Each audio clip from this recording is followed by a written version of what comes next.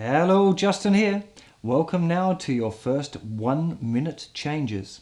Now, this is a little exercise I developed a long time ago when I was teaching in a primary school and I couldn't get the kids to practice guitar. So I made up a little exercise where it was kind of a competition to see who could make the most chord changes in 1 minute. And what was really weird is that they all practiced loads, really enjoyed it, got really good at doing their chord changes. So I kind of took the idea and applied it to some older people and found it worked for them as well. And then in fact, all of my beginner students over the last few years have used this technique to get their chord changes faster because it's kind of the hardest thing. If you thought maybe having a slight pain in your fingers playing these chords was a little bit of a hard uphill battle, now the changing between the chords is really going to cause you a bit of problems, because that's actually probably the hardest step when you first start playing guitar, is getting those chord changes. It's not that hard, it just takes practice, so you've got to stick with it. Now, what I'm going to show you is a really kind of tried and tested method for getting your chord changes faster. So what we're going to do is we're going to pick a pair of chords.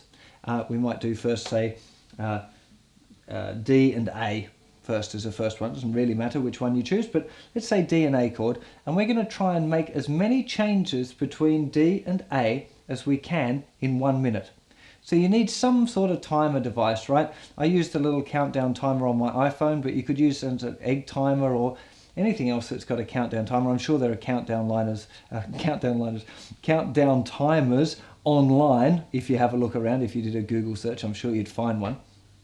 So maybe using something like that. And the idea would literally be that you have a look at your clock or your watch and you go, rightio, okay, it's starting now. 1, 2, 3, 4, 5, 6, 7, 8, 9, 10, 11, 12. And you just keep going for a whole minute, trying to make as many possible changes as you can in that time.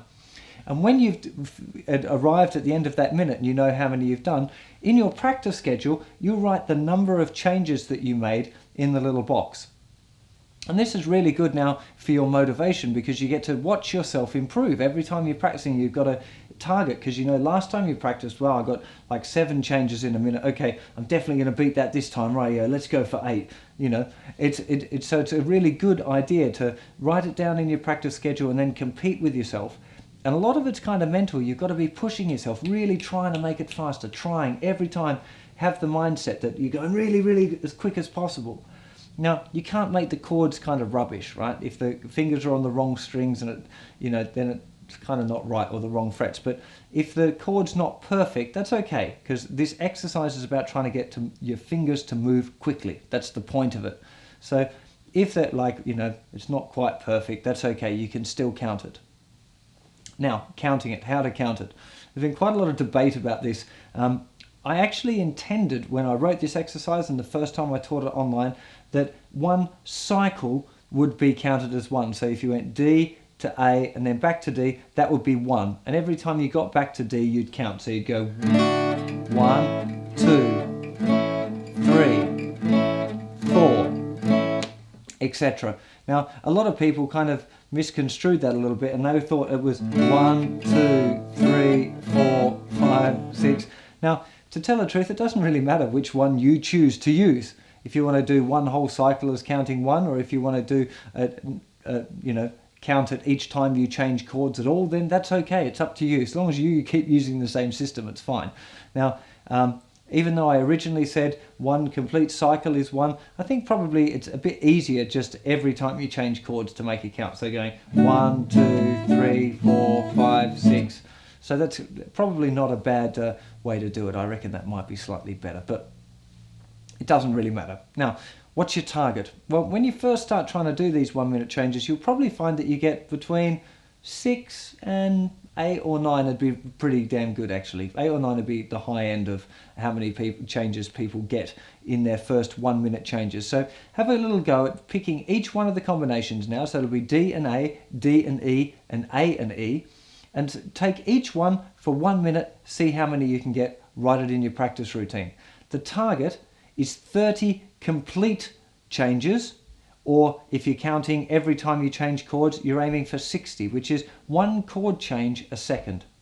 Now, when you get to that sort of speed, you should be able to play your songs fairly comfortably. So that's the reason for that. It's really Speed, speed. Trying to get those fingers moving faster. That's the whole picture, dudes. And so lots and lots of work on this, and it will lead to good things, I promise you. So get into that, practice hard, and I'll see you for another lesson very soon.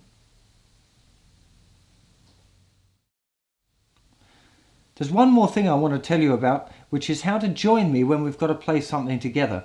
And I'll do that usually by counting in. So normally I'll just count you a 3, 4, and then we would start together on count 1.